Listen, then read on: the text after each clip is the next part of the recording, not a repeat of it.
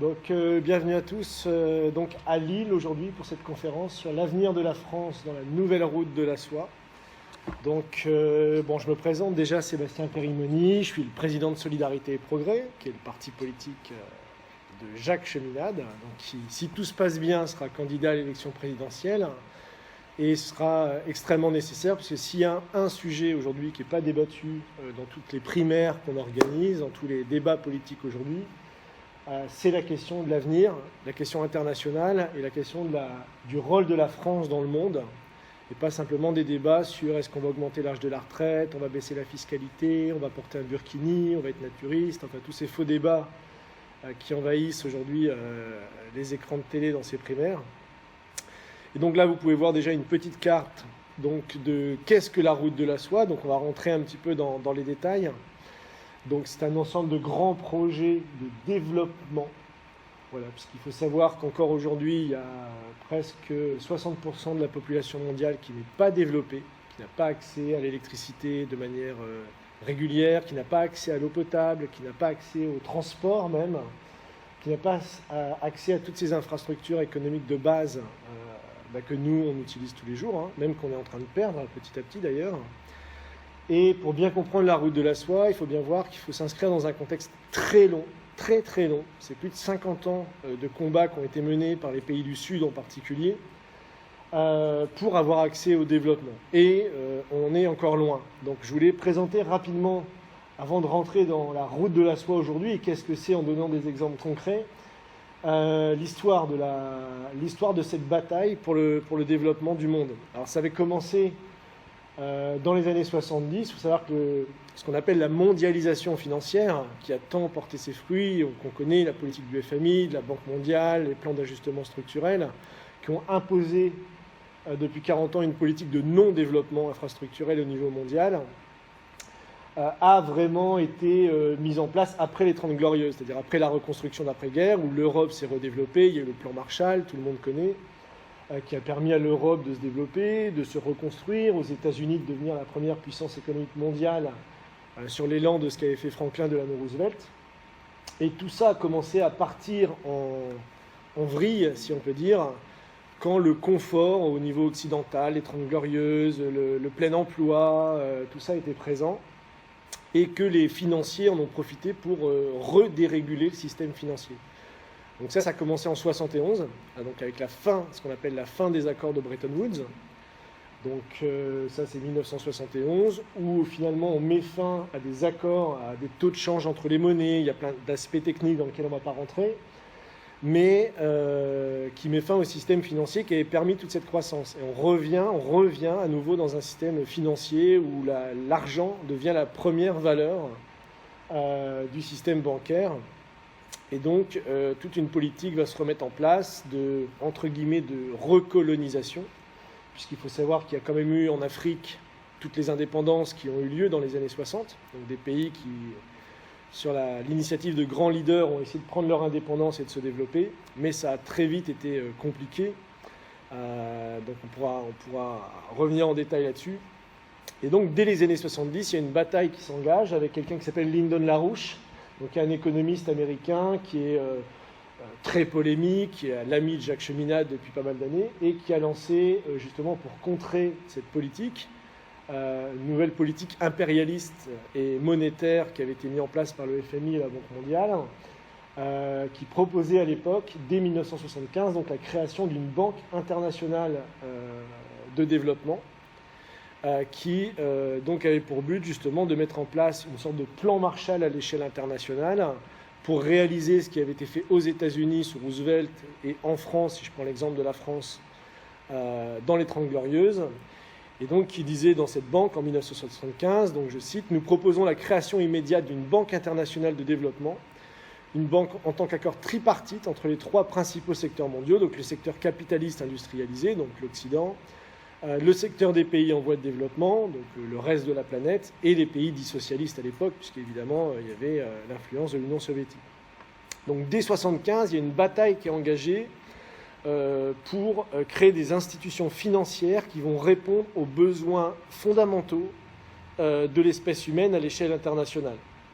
Donc c'est une bataille qui est engagée dès les années 70 parce qu'on a bien vu que l'élan d'après-guerre avait profité aux pays capitalistes industrialisés, comme c'est dit, mais pas au reste du monde. Et donc sur la base de cette initiative de Larouche, qui va rencontrer pas mal de dirigeants à l'époque, différents pays, va se créer une conférence, un mouvement qu'on appelle les pays non alignés, donc qui représente à l'époque 85 pays et 2 milliards d'êtres humains, et donc qui organisent leur grand sommet, donc là c'est le 5e sommet des pays non alignés, qui a lieu au Sri Lanka en 1976, et qui vont reprendre explicitement la proposition de Larouche pour une banque internationale de développement, pour avoir un système parallèle au système occidental, c'est-à-dire le système du monopole du dollar, pour avoir eux-mêmes leurs propres outils de développement économique et infrastructurel. Donc ça, c'est la liste des participants que vous pouvez voir, hein, c'est 85 pays. Donc je ne vous fais pas la liste, c'est tous les pays les plus pauvres du monde. Il y a évidemment tous les pays d'Afrique, l'Afghanistan, les Barbades, vous pouvez regarder, l'Indonésie, la Tanzanie, le Soudan, enfin bref. Tous les pays qui ont besoin de se développer et qui n'ont aucun outil pour cela. Et donc dans cette conférence en 1976, va être proposé quelque chose de révolutionnaire. Là, je vous lis la déclaration du Premier ministre du Sri Lanka lors de cette conférence. Donc, les pays en développement sont systématiquement privés de la valeur réelle de leur production par les aléas du marché international et les manipulations de la finance internationale. Les pays développés ont façonné le système financier international en fonction de leurs intérêts. Devrions-nous, dans les pays en voie de développement, soutenir un tel système ? Un domaine de grande promesse serait la création d'une banque commerciale, une banque pour le tiers-monde, la banque de l'Asie, de l'Afrique et de l'Amérique latine. Donc ça, c'est très important à garder en tête. Donc il y avait vraiment en germe déjà l'idée en 1976 d'avoir une banque des pays du Sud, une banque des pays non alignés. Donc je rappelle, c'est quand même 2 milliards d'êtres humains à l'époque. Donc ce ne serait pas un autre fonds de solidarité comme il y en avait beaucoup à l'époque, donc les fonds soi-disant pour développer et aider les pays du tiers-monde proposés par l'Occident, mais une vraie banque de développement commercial, une entreprise multinationale. Alors, multinationale dans le sens évidemment plusieurs nations qui se mettent ensemble pour se développer. Donc ça, c'est la déclaration du 5e sommet des pays non alignés en 1976. Donc à retenir, donc, c'est l'idée d'une création d'une banque qui associerait les 3 continents les plus pauvres de la planète pour leur permettre de se développer réellement, comme nous, on a eu la Banque de France, ou on a eu la Réserve fédérale aux États-Unis, et développer les infrastructures économiques de base. Donc suite à ça, déjà, on rejoint l'appel de Lyndon LaRouche pour développer ça, et ont défendu ça. Donc là, par exemple, on voit Fred Wills, qui était le ministre des Affaires étrangères de Guyane. Donc ça également, c'est en 1976, donc devant les Nations Unies. Donc le FMI et le système monétaire de Bretton Woods doivent céder le pas à d'autres structures comme des banques internationales de développement. Donc il y a la proposition, et lui, on a travaillé avec lui. Donc le problème paralysant de la dette, puisque c'est le sujet fondamental, et d'une urgence particulière, les pays en voie de développement ne peuvent se permettre de déroger à leurs demandes fondamentales formulées à Colombo, dont on parlait précédemment, demandant des mesures d'annulation, de rééchelonnement et de déclaration d'un moratoire. Nous ne pouvons pas nous permettre d'hypothéquer l'avenir des générations à naître à l'égard des obligations de remboursement de capitaux lourds et d'un écrasement du service de la dette, donc les intérêts. Le moment est venu d'un moratoire sur la dette. Donc ça, c'est dit publiquement à la conférence des Nations Unies donc en 1976. Donc il y a un appel international de plusieurs pays qui représentent justement ces 85 nations. Et Fred Wills a continué cette bataille jusqu'à la fin de sa vie. Et une des figures de proue donc de cette bataille des années 70 pour le développement des pays du Sud, ce n'est autre qu'Indira Gandhi, que tout le monde connaît, qui, elle, donc là, elle a donné un interview dans notre magazine, c'est notre magazine américain, mais qui avait été reporté à l'époque en France par notre mouvement, le mouvement Solidarité et Progrès, qui ne s'appelait pas comme ça à l'époque. Donc c'est un appel d'Indira Gandhi au développement de la science et de l'industrie pour les pays du Sud. Donc elle dit, je cite, « La science et la technologie sont essentielles pour lutter contre la pauvreté. » Bon, jusque-là, rien de révolutionnaire. Il est ridicule de dire que vous pouvez résoudre des problèmes ruraux sans science et sans industrie. Vous ne pouvez tout simplement pas. Elles se complètent. Donc ça, c'était en 1978, dans un appel qu'elle avait fait dans notre magazine anglais. Et en 1980, elle a fait un second appel, justement, avec l'organisation de M. Larouche et de Jacques Cheminade, disant l'Inde est un pays en voie de développement, mais le développement a été plutôt inégal. Il est évident que là où il y a de l'industrie, il est beaucoup plus facile pour cette région de se développer et pour que les gens aient plus d'emplois. Nous avons progressé, nous devons encourager les investissements pour accroître la production, construire le système de distribution des produits essentiels. Nous devons reprendre les programmes spéciaux pour les couches les plus pauvres et les plus faibles de la population. Donc ça paraît comme ça des grands discours, hein, mais il faut savoir qu'à l'heure où je vous parle, aujourd'hui en Inde, vous avez toujours 600 millions de personnes qui n'ont pas accès à l'eau potable. C'est-à-dire que vous avez des gens, vous avez un taux de mortalité infantile qui est extrêmement élevé à cause de l'hygiène, évidemment. Bon, ça, en Afrique, évidemment, pareil. Donc, c'est un problème qui est posé dès 1980, mais qui est toujours d'actualité, en 2016, donc 36 ans plus tard. Donc à l'époque, vous avez toute cette bataille avec la Guyane, le Mexique, l'Inde et ces 85 pays. Donc ça, c'est simplement un projet qui avait été publié par notre organisation dans les années 80 pour développer l'Inde dans son ensemble. Ici, vous pouvez voir donc Indira Gandhi à droite, qui est la fille de Nehru, qui était président à l'époque de l'Inde, qui ont travaillé avec le général de Gaulle pour justement développer l'Inde d'un point de vue énergétique en particulier, puisqu'il y a eu tout un programme qui a été un programme nucléaire qui a été lancé à cette époque en Inde, et également en parallèle avec ce qu'on a appelé, qui est très connu aujourd'hui, et qui est même repris par beaucoup de mouvements, ce qu'on appelle la révolution verte, c'est-à-dire de faire de l'Inde un pays autosuffisant alimentairement, ce qui n'était pas le cas, puisque ça avait toujours été une colonie britannique. Et tout le monde se rappelle les grandes famines qui avaient fait plusieurs millions de morts dans les années 60-70, même en Inde. Et donc il y a eu Indira Gandhi qui, au nom des pays non alignés, avait repris justement l'idée d'une banque de développement, qui avait repris une politique industrielle, agricole, digne de ce nom, avec une politique énergétique qui était associée, et qui avait vu l'émergence à l'époque d'une Inde en pleine expansion. Il faut savoir que c'était une révolution à l'époque en Inde, mais qui malheureusement n'a pas pu perdurer pour différentes raisons, c'est-à-dire que quelques années plus tard, enfin on y reviendra. Alors à l'époque, notre organisation également proposait tout un programme d'industrialisation de l'Afrique. Donc ça, c'est un dossier de 1980 qui s'appelle l'industrialisation de l'Afrique. Donc ça fait 300 pages. Donc c'est tout un ensemble de projets d'infrastructures qui a été proposé pour le continent africain. Donc on voit ici la carte avec différents projets, la revitalisation du lac Tchad, on y reviendra. Et surtout, donc ça c'est une carte des chemins de fer existants. Donc on voit une carte qui est les chemins de fer coloniaux en fait. Il faut savoir qu'on est toujours dans un empire maritime, entre guillemets, et que la route de la soie, c'est le projet qui veut mettre fin à cet empire maritime, cet empire des comptoirs, où justement, voilà des ports. Donc aujourd'hui, la plupart des ports, par exemple d'Afrique de l'Ouest, sont contrôlés par Vincent Bolloré. Et on voit les lignes de chemin de fer qui vont à l'intérieur du pays, qui vont dans les forêts, qui vont dans les mines, qui vont là où il y a des ressources, les mettre sur des trains pour les mettre sur des bateaux et les renvoyer chez nous. Donc ça, c'est l'état des chemins de fer à l'époque, dans les années 80.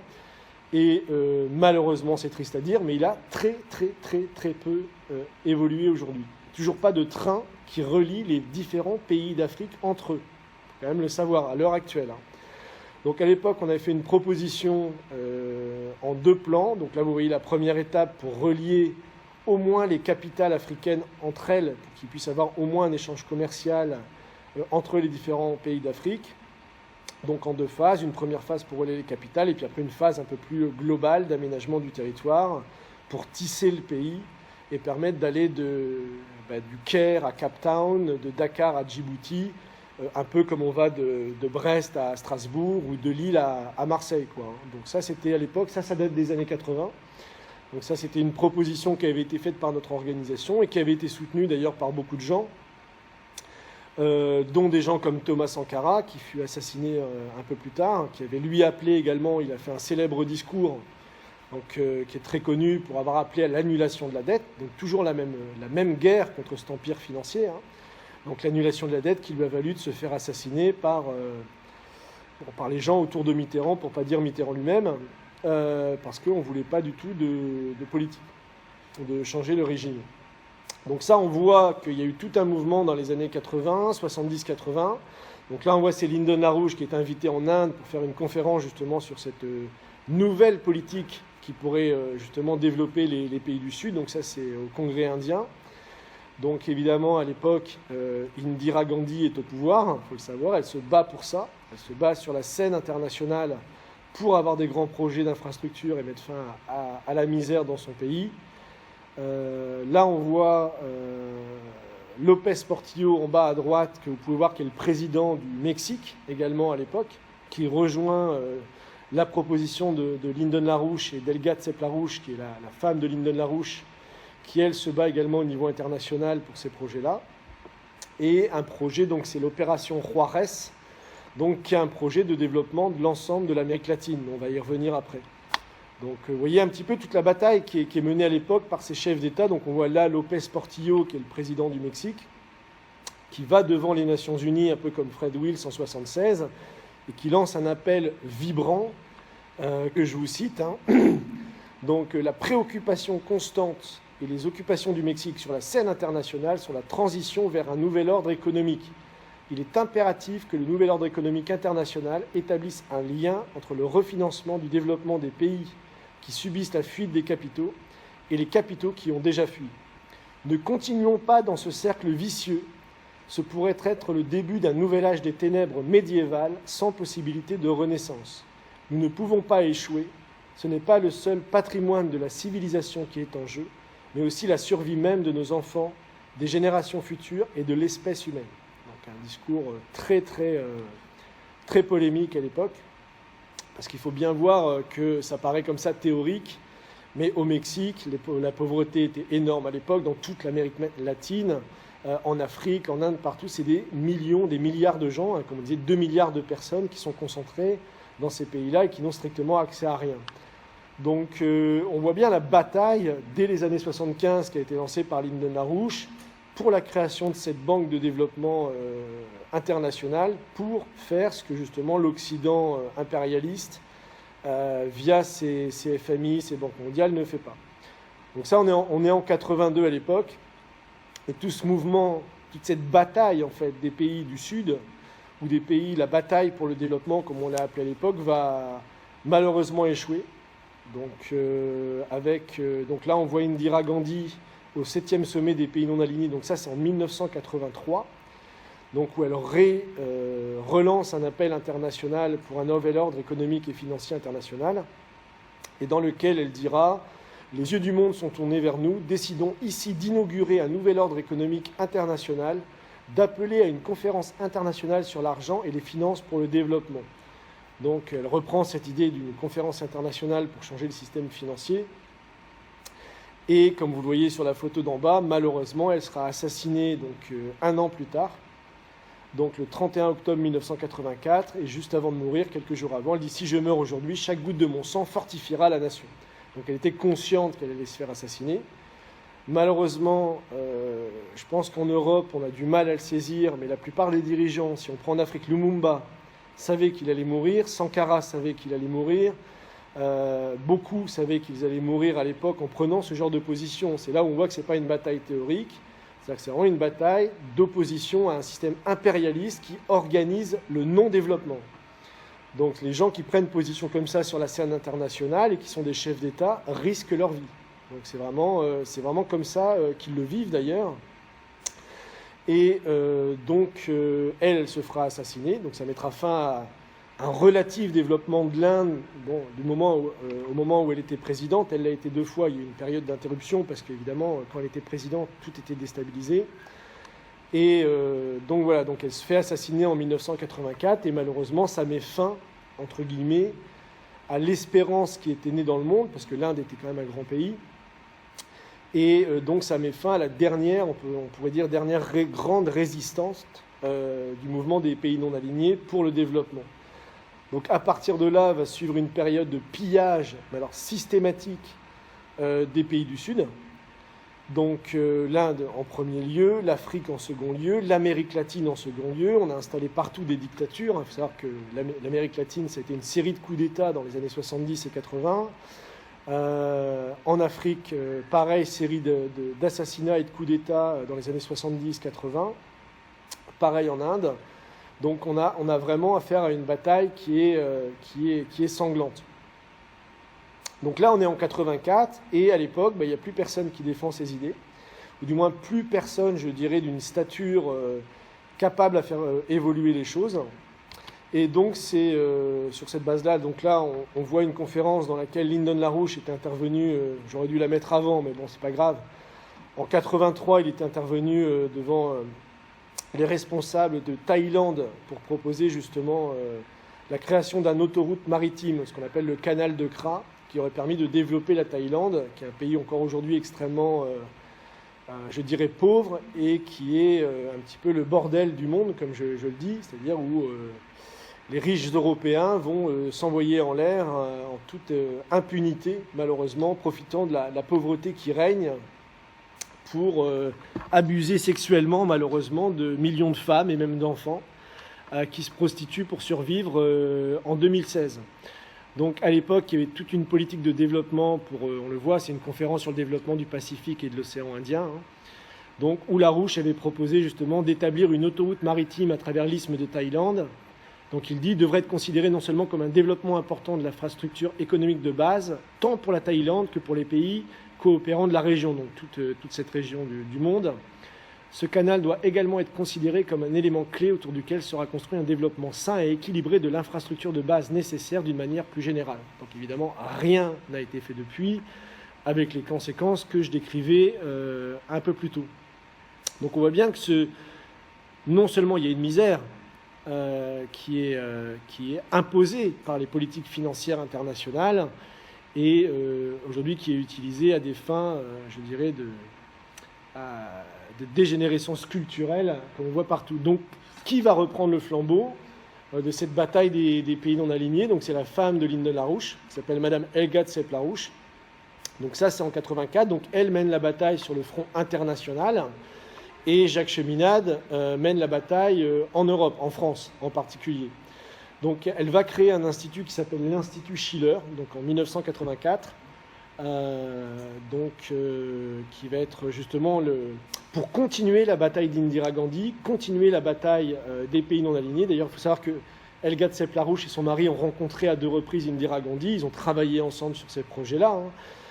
Et donc, dans la déclaration de la création de l'Institut Schiller, donc, il est déclaré « Nous, donc les représentants des peuples du monde, déclarons solennellement que tous les êtres humains sur cette planète ont des droits inaliénables qui leur garantissent la vie, la liberté, des conditions matérielles dignes de l'homme et le droit de se développer pleinement, toutes les potentialités de leur intellect et de leur âme.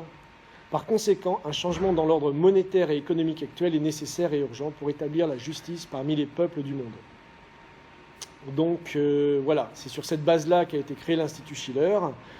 Et tout le combat de l'Institut Schiller, c'est justement de faire vivre cet ensemble de grands projets d'infrastructure, ces ensembles de grands projets de développement qui pouvaient être mis en place à l'époque, qui ont échoué malheureusement, et la création d'un nouvel ordre économique et monétaire international plus juste.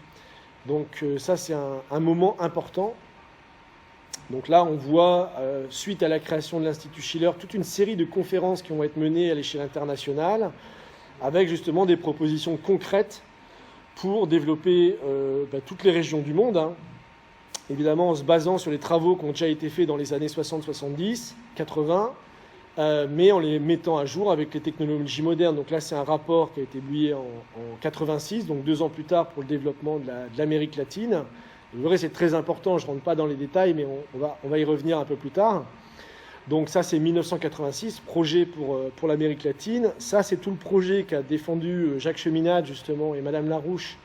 Donc entre 1989, c'est-à-dire le moment où il y a la chute du mur de Berlin, et 1992, donc on appelait ça le triangle productif, qui était un projet justement pour, à partir le mur était tombé, de tendre la main vers la Russie, tendre la main vers l'Est, et entre Paris, Berlin et Vienne, de créer, justement, Paris, Berlin et Vienne étaient les 3 endroits les plus industrialisés du monde, en fait, à l'époque, avec évidemment les États-Unis de l'autre côté, mais qui auraient pu être les moteurs pour justement amener le développement économique, technologique, scientifique, non seulement chez nous, puisqu'il y avait beaucoup à faire, c'était le début de la création de l'Europe, qui a été un échec totale. Et ensuite, on le voit sur la carte du bas, s'étendre, coopérer avec la Russie, la Chine, l'Inde et l'Afrique au sud. Donc ça, c'est les projets qui ont été développés dans les années 89, 80, jusqu'en 92. Le triangle productif, on a appelé ça. Et après, donc on voit ici, alors là, ça c'est une étape très importante, puisque en 1995, Jacques Cheminade était candidat à l'élection présidentielle en France. Et donc il déclare sa candidature dans son journal Nouvelle Solidarité, qui existe toujours, auquel je vous invite à vous abonner si ce n'est pas fait. Donc il déclare sa candidature à l'élection présidentielle de 1995, justement, et le sujet majeur de sa campagne, c'est de dire le système financier et monétaire international est mort, il va exploser. Le monde tel qu'il fonctionne d'un point de vue économique ne peut pas marcher. On spécule, on crée des pyramides de dettes spéculatives sur lesquelles on ne bâtit rien. La moitié de la planète est laissée à l'abandon, ce qui cause évidemment des problèmes d'émigration, de guerre, etc., parce que les gens sont évidemment dans la misère.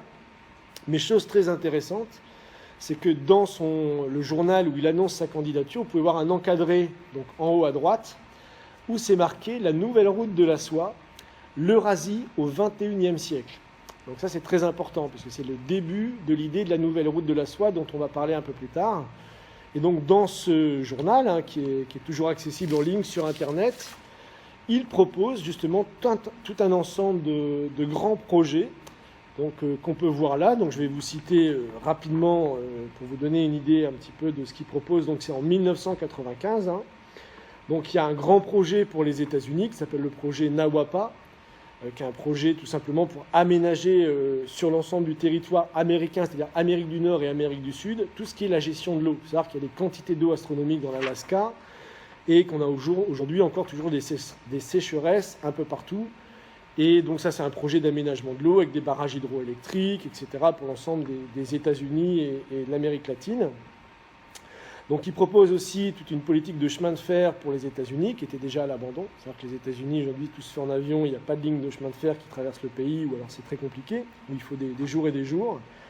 Donc la création du second canal de Panama qu'il propose à l'époque, qui est aujourd'hui opérationnel, qui est en cours de finition, qui est même déjà fini, je crois d'ailleurs. Des projets hydrauliques en Amérique latine et des projets ferroviaires. Donc tout un ensemble de projets pour l'Afrique, donc un réseau ferroviaire continental pour l'Afrique, un plan Oasis pour le Proche et Moyen-Orient, justement pour régler le problème des sécheresses et de l'eau, un développement du bassin du Congo. Vous savez qu'aujourd'hui le bassin du Congo est l'endroit le plus horrible du monde. C'est là où il y a quand même au Congo 6 millions de morts dans la guerre au Congo, où il y a un pillage systématique des ressources. Donc à l'époque, s'il y avait eu du développement, je pense qu'on aurait mis fin à ces guerres. Ce n'est pas encore le cas aujourd'hui. Et après, justement, tous les corridors de développement vers la Russie, la Chine et l'Inde, donc qui est le début de l'idée de la nouvelle route de la soie. Et évidemment, tout un ensemble, puisqu'il est candidat à la présidence. Il parle du canal de Kra en Thaïlande, d'un programme pour l'Inde, etc. Enfin, tout un ensemble de projets extrêmement détaillés, donc où l'idée de la nouvelle route de la soie commence à émerger en tant que vrai projet concret, avec vraiment une expertise sur ce qui peut être fait pour sortir les gens de la misère. Alors ça, c'est une carte plutôt marrante qu'on a retrouvée, qui est dans le dossier de la nouvelle route de la soie, dont je montrais l'image tout à l'heure. Donc c'est une carte de 1890. Donc il parle déjà de tout un ensemble de développer les pays, l'Afrique, des chemins de fer, des réseaux d'eau potable, tout ça, etc. Donc c'est pas une idée nouvelle. Donc il y avait déjà, des gens se battaient déjà à l'époque pour ça, puisque le développement, quelque part, c'est humain. Et en fait, la nouvelle route de la soie va vraiment commencer avec la visite de Madame Larouche, donc en 1996. Donc ça, c'est un an après l'élection de Jacques Cheminade au présidentiel en France, où il a mis ces questions sur la table, que le système bancaire allait s'effondrer et qu'il fallait à tout prix une politique de développement à l'échelle internationale, où on voit sur le côté gauche, ici commence le pont terrestre eurasiatique, puisque c'est le nom qui avait été donné à la base à la nouvelle route de la soie, le pont terrestre eurasiatique. Donc c'est Madame Larouche, donc, qui est en Chine et qui pose la première pierre. Donc on voit une stèle qui a été posée, interviewée par la télé de l'époque en disant « ça y est, maintenant on va se développer, il faut lancer cette politique et la Chine peut jouer un rôle majeur ». Donc ça c'est 96. Donc vous voyez un petit peu, donc évidemment ça a pris du temps. Et le premier rapport sur le pont terrestre eurasiatique ou la nouvelle route de la soie, donc vous voyez là c'est le rapport le pont terrestre eurasiatique, la nouvelle route de la soie, locomotive pour le développement économique mondial.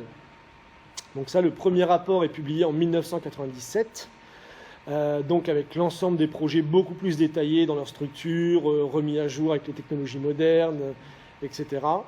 Et donc tout un combat va commencer à renaître, en fait à partir des années 90, parce qu'il faut savoir qu'entre 84 et 96, donc ce rapport, ou 97, il n'est plus du tout question dans le monde, ou très peu au niveau international, de développer les pays du Sud. Donc c'est vraiment la période de pillage systématique. Donc commence à réémerger toute une série de conférences. Donc là j'ai mis, bon j'ai pas tout mis, il y en a partout dans le monde, hein, autour de Madame Larouche et de Cheminade. Donc là c'est un exemple en Afrique, c'est une conférence qui a eu lieu à Khartoum, donc au Soudan, en 2001 par exemple, hein. Donc avec l'Institut éthiopien pour la paix et le développement, etc. Donc il y a toute une série de conférences qui vont émerger à travers le monde pour redéfendre cette politique de nouvelle route de la soie, cette politique de pont terrestre mondial. Donc ça c'est au Soudan, il y en a eu dans les pays des Émirats arabes unis, il a commencé à en avoir en Chine, en Inde, un peu partout, et l'idée a commencé petit à petit à faire son chemin. Donc là c'est la rencontre, vous voyez, de M. Larouche et de Mme Larouche, donc qui sont invités par le président de l'Inde de l'époque, donc c'est le président indien en 2001, donc qui s'appelle Koshril Raman Narayanan. Donc ça c'est 2001. Donc là on commence, cette idée commence à toucher les cercles politiques les plus importants, à toucher des dirigeants qui remettent cette question du développement sur la table. Donc c'est, disons, une bataille qui renaît petit à petit de ses cendres, entre guillemets, pour mettre fin à ce système injuste et développer le monde réellement, infrastructurellement parlant et, je dirais, humainement et moralement parlant. Donc là, on commence petit à petit avec le mouvement de Cheminade, de Larouche, à réavoir une influence au niveau des dirigeants internationaux, puisqu'il faut savoir quand même que Cheminade, après sa campagne de 95, est laminé par le système, c'est-à-dire on le met en faillite, on saisit ses comptes de campagne, on le fait disparaître de la carte médiatique. Il n'existe plus politiquement en France, hein, donc, et vous comprenez pourquoi, de par le travail qu'il propose au niveau international. Ce n'est pas qu'une question française, hein. Donc, et Lyndon Larouche, il faut savoir, lui-même sera mis en prison entre 1986 et 1994, période justement où toute cette bataille ne peut pas avancer, du fait que les plus grands défenseurs de ces politiques-là sont soit assassinés, soit mis en prison, parce que Larouche sera mis en prison 2 ans après l'assassinat d'Indira Gandhi, hein. Pour des raisons politiques, hein, c'était sous le régime de Bush père. Donc, et c'était pas par rapport à la bataille qu'il mène au niveau international, qui avait à l'époque un certain succès. Larouche dirigeait une branche du Parti démocrate, il a commencé à remporter des élections aux États-Unis, les gens commençaient à vouloir changer de politique, et donc il y a eu toute une bataille qui a été menée contre lui. Et un peu comme Cheminade en 95, on a utilisé des arguments totalement fallacieux pour rejeter ses comptes de campagne. À l'époque, c'était Roland Dumas qui était le président du Conseil constitutionnel. Donc on a utilisé des arguments fallacieux pour mettre en banqueroute notre organisation. Il faut savoir que l'organisation française de Jacques Cheminade est tombée en faillite en 95 après sa campagne. Et aux États-Unis, on avait déjà mis fin à cette organisation depuis déjà 86. Donc c'était vraiment une bataille politique. Et pour prendre l'exemple de la France, à l'époque, on a reproché à Cheminade d'avoir fait des prêts sans intérêt, considérés comme des dons, donc ça dépassait le plafond, donc on a annulé ses comptes de campagne, on lui a réclamé 1 million de francs, ce qu'il ne pouvait pas rembourser, et donc voilà, on a mis fin à son parti comme ça. On pourra rentrer dans les détails si vous voulez après, mais pour des choses complètement fallacieuses. Donc on voit que le combat repart à partir d'un certain moment, et va être pris également en Amérique latine par des nouvelles générations de leaders, en fait, parce qu'il faut savoir que toute la génération des années 70-80 a été exterminée. Donc il faut des gens courageux. On a mis des dictatures en Amérique latine, on a mis des dictatures en Afrique, partout. Et là où l'espoir va renaître... Alors attendez, parce que là ça coupe. Là où l'espoir va renaître, c'est en Amérique latine d'abord, avec Néstor Kirchner, qui va être président d'Argentine justement à l'époque, et qui va reprendre à son compte ce combat pour un nouvel ordre économique international. Donc là, je vous fais sa citation.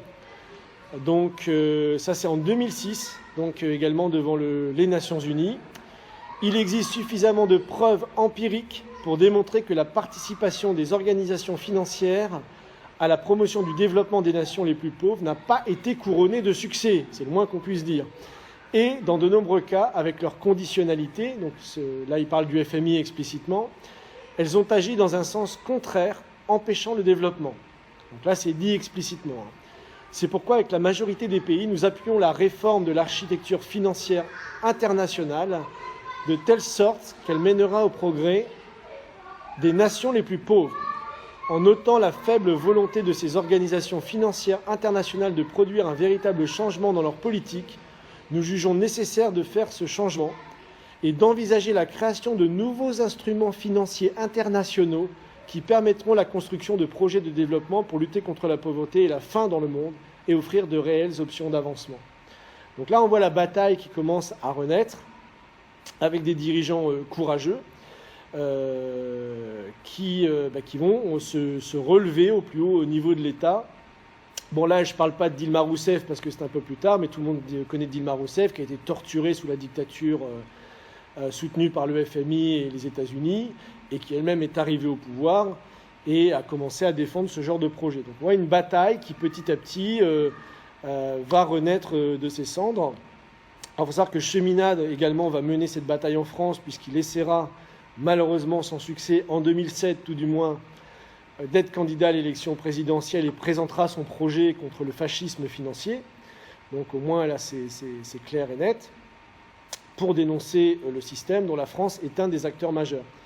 Donc il n'aura pas ce qu'on appelle les fameux 500 parrainages et ne pourra pas se présenter, mais il laissera une trace puisqu'il mobilisera un grand nombre d'élus sur le fait que le système bancaire, à nouveau, comme en 1995, sauf qu'en 1995 c'était public, en 2006-2007 ça n'a pas été public du fait qu'il n'a pas eu les 500 parrainages, mais il a mené une bataille pour expliquer en France que le système bancaire allait s'effondrer, chose maintenant que tout le monde sait est arrivée en 2007-2008 sous la présidence de Nicolas Sarkozy. Donc la bataille est également menée en France. Donc là simplement une carte du pont terrestre mondial, comme on l'appelle à l'époque, qui se peaufine et qui commence à intéresser de plus en plus de dirigeants. Et on arrive donc au moment où ce projet va naître, réellement en tant que projet d'État. C'est en 2014, avec le sommet des BRICS à Fortaleza. Donc vous voyez ici sur cette photo Vladimir Poutine, Narendra Modi, donc le président indien, Dilma Rousseff à l'époque, présidente du Brésil, Xi Jinping, le président de Chine, et Zuma, le président de l'Afrique du Sud.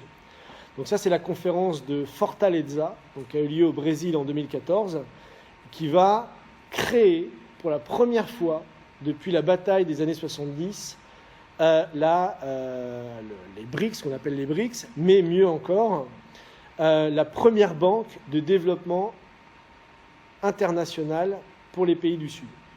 Donc là, j'ai les statuts, je vais vous en lire une partie. Les BRICS, ainsi que les autres pays en voie de développement, économie émergente, continuent d'être confrontés à des contraintes de financement significatives lorsqu'ils cherchent à résoudre des problèmes d'infrastructure et des besoins en développement durable.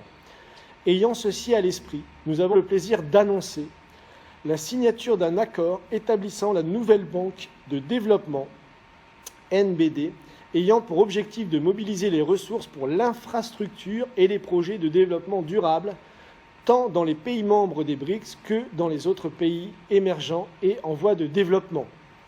Nous apprécions le travail entrepris par nos ministres des Finances, reposant sur des principes bancaires sains. La nouvelle banque de développement, qui fait référence évidemment à ce que nous on avait appelé la Banque internationale de développement, va renforcer la coopération entre les pays et se conjuguer aux efforts des institutions multilatérales et régionales pour le développement global, contribuant ainsi à nos engagements collectifs en vue de réaliser les objectifs d'une croissance forte, soutenable et équilibrée. La banque sera dotée d'un capital initial autorisé de 100 milliards de dollars américains.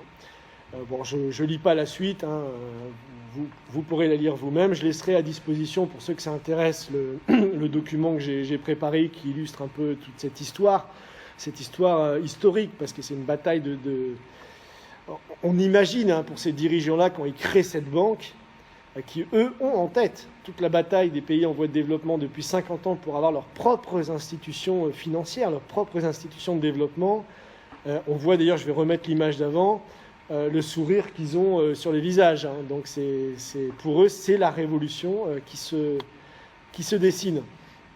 Donc voilà, donc ça c'est 2014. Et donc là, vous avez une carte qui montre un peu tous les grands projets qui sont discutés dans les sommets des BRICS. Donc la nouvelle route de la soie ferroviaire, le canal de Kra, le grand train pour développer un train transcontinental en Amérique latine, le canal du Nicaragua. Enfin, il y a tout un ensemble de projets qui vont être petit à petit signés entre 2014 et 2016 aujourd'hui. Donc tous ces projets-là aujourd'hui sont des projets qui sont en cours de réalisation. Et certains sont même déjà terminés. Et en fait, en rouge, ouais, c'est un peu une polémique. En rouge, c'est marqué « Grand projet, nous renonçons, ils bâtissent ».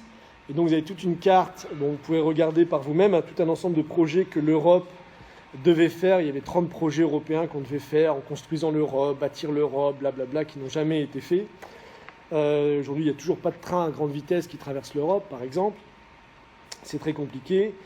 Tous les projets en Afrique qu'on devait faire, qu'on n'a jamais fait, et tous les projets qu'eux construisent. Donc ça, c'est une carte qui montre un petit peu je dirais, les deux dynamiques qui ont lieu actuellement dans le monde, c'est-à-dire les BRICS et une politique de développement, et nous, une politique de destruction même de nos infrastructures. Alors ça, c'est le sommet qui est également intéressant, c'est juste en 2 mots, c'est la création de la Banque asiatique d'investissement dans les infrastructures, qui est un deuxième outil. En fait, c'est une banque mondiale, mais pour les infrastructures cette fois. Ce n'est pas la banque mondiale telle qu'on la connaît, qui fait strictement rien, qui n'a jamais strictement rien fait pour développer un quelconque pays. Et c'est bien dit dans le titre, Banque asiatique d'investissement dans les infrastructures, donc qui est créée le 24 octobre 2015, hein, donc qui également va se doter d'un capital de 100 milliards de dollars. Et en fait, ce qui est très intéressant dans cette banque, c'est qu'à la base, il n'y avait qu'un petit nombre de pays. Il y avait 21 États membres fondateurs. Donc, vous pouvez les lire, hein, Bangladesh, Cambodge, Chine, Népal, Philippines et tous ces pays pauvres. Hein. Mais c'est une banque ouverte. Donc, c'est-à-dire qu'ils ont proposé à tous les pays du monde de venir rejoindre cette banque pour développer les infrastructures. C'est-à-dire que c'est un objectif très précis. Ce n'est pas une banque qui va spéculer, qui va jouer sur les marchés financiers. C'est une banque qui va vraiment se concentrer sur le développement réel des êtres humains. Ça paraît paradoxal de prononcer les choses comme ça, mais c'est ainsi. Et donc, chose très comique, c'est qu'aujourd'hui la France en fait partie, la Grande-Bretagne en fait partie, l'Espagne en fait partie, la Belgique en fait partie, et que les États-Unis ont refusé d'y aller, parce qu'évidemment, même nous, on est en train de se rendre compte que grâce à l'initiative des BRICS, le monde est en train de se développer sans nous. Donc aujourd'hui, on y joue un rôle mineur, puisqu'on n'a pas le pouvoir, et c'est tant mieux. Parce qu'en fait, il faut savoir que tous ces pays-là se sont battus pendant des années pour avoir un droit de veto au FMI et pouvoir avoir le droit de décider où allait l'argent, ce qui n'a jamais été fait. Donc ils ont créé cette banque asiatique d'investissement dans les infrastructures qui aujourd'hui, même nous, on y va pour profiter de ces politiques de développement et essayer de, j'allais dire, mettre la vérole avec nos conceptions économiques libérales, mais ils ne se laissent pas faire, donc c'est extrêmement intéressant. Donc vous avez la banque des BRICS, dite nouvelle banque de développement, et la banque asiatique d'investissement dans les infrastructures, dont la France fait partie. Donc voilà, aujourd'hui le projet est en cours. Donc ça, vous voyez, la nouvelle route de la soie devient le pont terrestre mondial dont on a toujours parlé depuis le début. Donc qui a été traduit en chinois, en anglais, et aujourd'hui il y a une version arabe qui existe et qui est devenue, je dirais, le livre de chevet des grands dirigeants de ces pays-là pour mettre en place leur politique de développement. Donc, je vais résumer quand même un petit peu la route de la soie moderne, puisque c'est un peu le sujet quand même aujourd'hui. La route de la soie moderne, comme vous voyez, c'est 12 fois le plan Marshall. C'est-à-dire, c'est vraiment l'idée qu'il y avait eu après-guerre pour reconstruire l'Europe, et qui à l'époque, dans l'idée de Roosevelt, c'était pour rebâtir le monde, mais que ça s'est arrêté à un certain moment. Là, l'idée, c'est de faire pareil au niveau international. Donc c'est 12 fois les fonds du plan Marshall, avec 5 corridors principaux, donc un qui va de la Chine au Kazakhstan via la Russie et l'Europe. C'est-à-dire qu'aujourd'hui, il y a 39 trains ou bateaux qui arrivent, surtout trains par cette route-là qui arrive en Europe aujourd'hui. Mais il y a encore des choses à faire, mais c'est aujourd'hui un corridor qui existe. On a des trains qui arrivent de Chine à Duisbourg en Allemagne, et pour la petite anecdote, il y a un train avec écrit en gros « La route de la soie débarque en France, à Lyon », qui est arrivée à Lyon au mois de juillet de cette année. Donc ça arrive également chez nous, c'est le développement qui vient chez nous, alors que nous, on se développe pas. Donc il y a un autre corridor qui est entre la Chine, la Mongolie et la Russie, un troisième entre la Chine et le Pakistan, un quatrième entre le Bangladesh, la Chine, l'Inde et la Birmanie, et ensuite de la Chine vers ce qu'on appelle les pays de l'Indochine, le Vietnam, le Cambodge, le Laos et la Thaïlande, dont on parlait plus tôt avec le canal de Kra. Donc ça, c'est des projets qui sont en cours de réalisation. Et pour vous donner un exemple un peu concret, la Chine vient de bâtir ces 3 dernières années 100 nouveaux aéroports chez elle et dans le monde, 20 000 km de chemin de fer à grande vitesse, et elle va en construire 50 000 d'ici à 2020. 38 projets de chemin de fer en cours dans 26 pays dans le monde. 40 projets liés à l'énergie, donc pipeline, de gaz, de pétrole, etc., dans 19 pays, dont le nucléaire. Il faut savoir que même la Chine aujourd'hui développe nucléaire en Grande-Bretagne, où elle participe avec la France au projet Hinkley Point, comme on dit, et des barrages hydroélectriques qu'elle construit en Angola, au Brésil, au Népal, au Pakistan, en Argentine. Donc c'est un des pays où les gens ont enfin accès à de l'eau potable. Donc, grâce à ces institutions, aujourd'hui, la Chine et ces fonds-là sont engagés dans presque 1000 projets à travers le monde. Et c'est 2300 milliards de dollars qui aujourd'hui sont investis dans des projets de développement infrastructurel à moyen et long terme dans le monde. Donc c'est gigantesque. Donc voilà, et les échanges commerciaux avec le reste du monde de la Chine et des BRICS ont augmenté de 2300 milliards en 3 ans. Donc c'est vraiment une explosion de développement qui a lieu actuellement. Donc ça, c'est pour vous donner une idée de l'ampleur de ce qui se passe autour de nous et dont on ne parle absolument pas du tout aujourd'hui dans les débats en France. Donc il y a, voilà.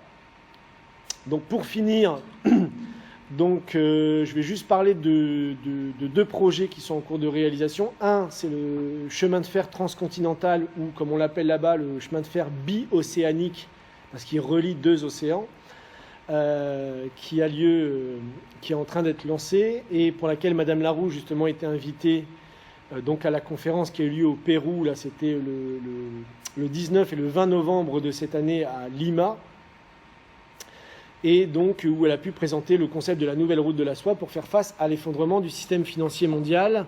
Et je vais vous montrer la petite vidéo qui va avec, pour vous donner un sens de l'optimisme qui règne actuellement dans ces pays-là. Donc c'est une petite vidéo, ça, qui a été faite pour l'occasion, pour annoncer la conférence avec Madame Larouche et justement les grands projets qui vont être lancés par les BRICS, le Brésil en tête de liste, en Amérique latine. Ucayali será la sede de importantes eventos en el 23º Congreso Nacional de Economistas del Perú. Del 16 al 19 de noviembre, ven y participa de las actividades del Congreso con el tema principal, Tren Bioceánico Perú-Brasil y su impacto en las economías de los departamentos del norte y oriente peruano. 16 y 17 de noviembre, ponencias de invitados nacionales e internacionales. 18 de noviembre, sesión descentralizada de la Comisión de Transportes del Congreso de la República. Tema principal, Tren Bioceánico. 19 de noviembre, primera cumbre de gobernadores por la Mancomunidad Pacífico Nororiente y el Foro de Inversionistas con empresarios invitados de China, Brasil y Perú. Un gran sueño iniciado para la creación del Corredor de Desarrollo Económico con la participación de 11 regiones del norte y oriente peruano. Organiza Comisión Multisectorial Tren Bioceánico Ruta Norte.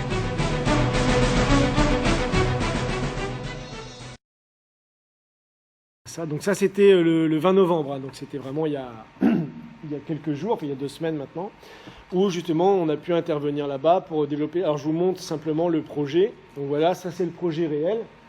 Donc 3000 km de chemin de fer entre l'Atlantique, c'est pour ça qu'on appelle ça le projet bi-océanique, ce qui rejoint l'océan Atlantique à l'océan Pacifique. Donc ça, c'était un des projets qui était défendu justement par les dirigeants dans les années 70, les pays non alignés justement, pour avoir un développement intégré de l'Amérique latine et pouvoir avoir un développement cohérent, développer les gens, tout à fait tout ce qui est le plus normal. Donc ça, ce projet va être lancé là, ils ont signé les protocoles d'accord, ils sont en train de mettre en place le développement pour lancer ce projet-là, donc j'espère qu'il sera fini d'ici 5-10 ans et qui va complètement révolutionner l'Amérique latine, sachant que le combat est difficile.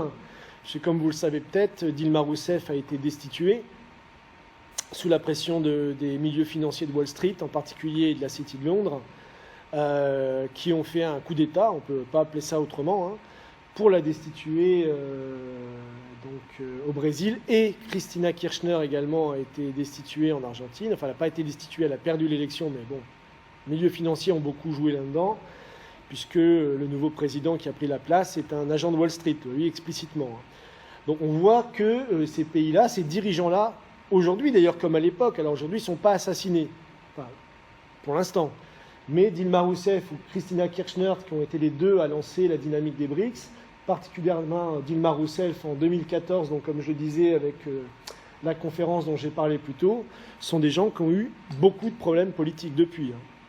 Donc la bataille est loin d'être gagnée. Et aujourd'hui, le président du Brésil n'est pas très très chaud pour aller dans cette dynamique des BRICS et faire ces projets-là. Donc il y a une nouvelle bataille qui est en cours et qu'on doit soutenir. Et un président français digne de ce nom devrait soutenir la bataille de ces pays-là pour leur propre développement, ce qui n'est malheureusement pas le cas aujourd'hui dans les candidats qui se présentent à la présidentielle. Donc là, c'est pour vous donner une idée. Donc ça, c'est un projet qui va être réalisé, on l'espère. Deux choses qui me tiennent à cœur, évidemment, puisque moi, dans le cadre de la campagne présidentielle, avec Solidarité et Progrès, je suis responsable des questions africaines, donc je travaille beaucoup avec ces pays-là. On a d'ailleurs plusieurs conférences, on a fait une déclaration sur le sujet, on a plusieurs conférences qui se préparent pour présenter là. Donc là, on voit quelque chose qui va dans la dynamique des BRICS et des projets que nous, on avait présentés en 1980, donc ça date, c'est 36 ans plus tard, mais là, c'est le premier train à grande vitesse en Éthiopie. Donc, a été inauguré en octobre de cette année, donc il y a 2 mois. Donc il fait 753 km et permet au train d'atteindre la vitesse de 120 km/h. Alors ce n'est pas de la très grande vitesse encore, mais c'est déjà révolutionnaire. Et donc cette nouvelle ligne permet de réduire la durée du trajet entre Djibouti et la capitale éthiopienne, donc Addis Abeba, de 10 heures seulement au lieu de 7 jours précédemment. Parce qu'avant c'était un vieux train tout pourri qui ne marchait pas, qui s'arrêtait tout le temps. Donc là, on passe de 10 heures à 7 jours. Je ne sais pas si vous imaginez la révolution pour le pays, quoi. C'est comme si moi, j'avais dû venir à Lille ce matin et qu'il m'aurait fallu 3 jours pour venir à Lille, alors que là, j'ai pu venir en 2 heures, quoi. Donc c'est un peu ce type de choses qu'il faut avoir en tête. Ça révolutionne. Donc, et en plus, ça a été financé donc, par la Chine, qui a formé plus de 20 000 ingénieurs à tous les niveaux, si vous voulez, de compétences, de la simple mise en place du rail à la technique, à la gestion des aiguillages, de la gestion des trains, des horaires. Enfin, c'est toute une structure qui se met en place. Et donc, ce train a été inauguré. C'est le premier train à grande vitesse inauguré en Afrique. Donc, il faut quand même le savoir. Malheureusement, ce n'est pas un programme français, c'est un programme chinois. Donc, il faut savoir que la France n'a jamais construit de train à grande vitesse en Afrique. Je dirais même l'inverse, quoi. Et le deuxième projet qui vient d'avoir lieu, c'est le nouveau train le premier train à grande vitesse donc d'Afrique de l'Ouest. Il faut savoir que l'Afrique de l'Ouest, c'est là où la France est le plus présente. Tout le monde connaît Vincent Bolloré, il contrôle les ports, il contrôle les trains, il contrôle les mines, il contrôle tout. Et il contrôle même nos médias. Donc c'est peut-être pour ça d'ailleurs que Cheminade ne passe pas souvent sur Canal+. Blague à part. Donc le Nigeria, qui lui n'est pas une ancienne colonie française et qui a un peu plus d'indépendance. J'invite les gens à s'intéresser à la bataille de Nkrumah, qui était le grand... pas Nkrumah, dont j'ai oublié le nom, un des grands dirigeants du Nigeria de l'époque qui se battait déjà dans les années 60-70 pour ça. Donc alors ça, c'est un train qui va à 150 km, donc qui va de Abuja à Kaduna, donc qui relie donc 185 km de rail, donc également construit malheureusement par les Chinois. Et chose intéressante dans ce projet-là, c'est qu'il avait un but aussi, c'est que dans la région du nord du Nigeria, aujourd'hui elle est très connue parce que a émergé ce qu'on appelle les terroristes islamiques de Boko Haram. Et contrairement à ce que les gens peuvent penser, c'est loin d'être l'État islamique, le grand califat qui contrôle tout, c'est simplement la misère, la pauvreté, où des jeunes vont s'enrôler dans des sectes wahhabites, salafistes, qu'on va payer, on va les payer pour idéologiquement foutre le chaos et mettre à sac des villages au nom de la charia, au nom de je sais pas quoi. Mais en fait, on forme des mercenaires pour survivre. Et la pauvreté est tellement grande que ça se développe à vitesse grand V, malheureusement. Parce que le non-développement, c'est ça la vraie base du terrorisme. C'est pas le terrorisme en soi, le non-développement, c'est la vraie base du terrorisme. Et ça, le président actuel, qui s'appelle Buhari, a fait beaucoup de déclarations dans ce sens-là. Et c'est une personne qui a décidé de développer son pays pour mettre fin à Boko Haram de la meilleure manière qui soit, en développant son pays, en développant les gens. Donc, je vais vous montrer une vidéo, parce que je trouve qu'elle est très belle, justement de l'inauguration du train. Donc ça, c'est l'inauguration du train au Nigeria.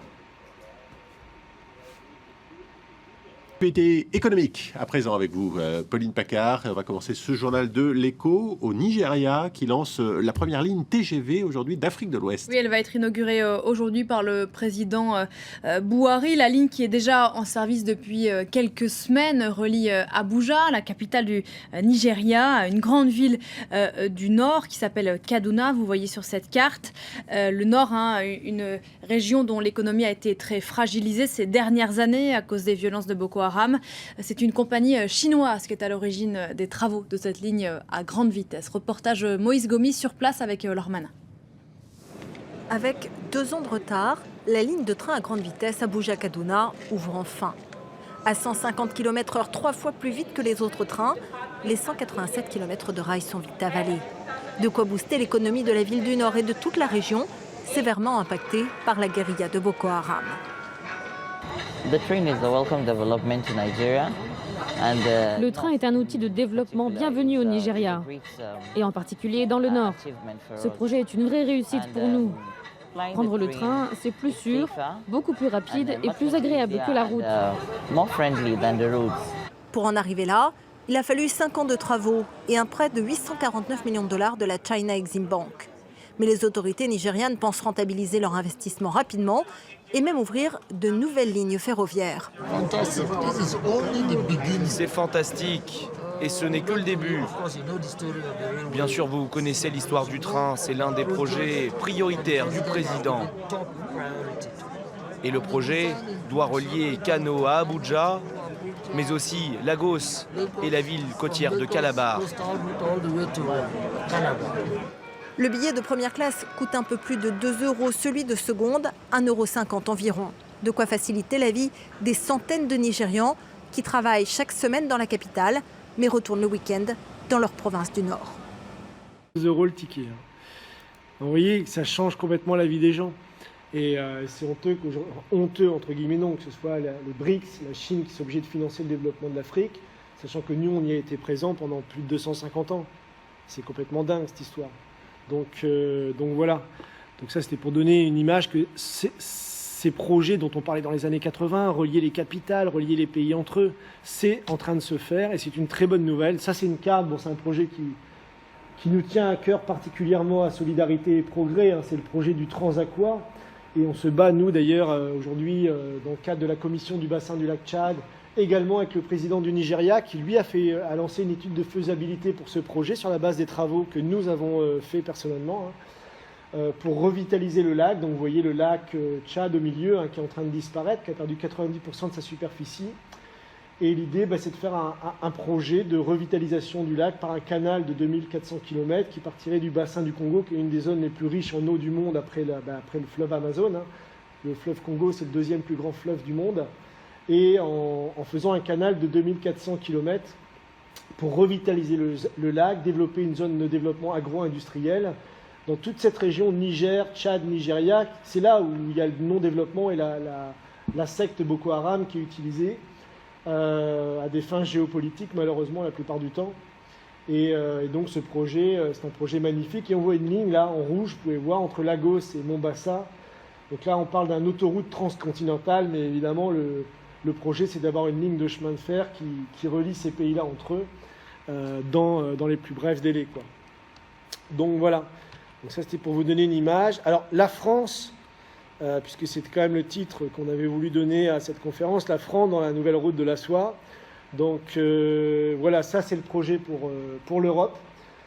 Alors ça reprend un peu l'idée au moment de la construction de l'Europe, puisqu'à la base, les fondateurs de l'Europe voulaient une Europe du développement. Ils ne voulaient pas une Europe financière, des lobbies, des cartels, etc. Ils voulaient une Europe de développement sur la base de grands projets industriels. Bon, il y a eu la CECA qui était connue entre De Gaulle et Adenauer.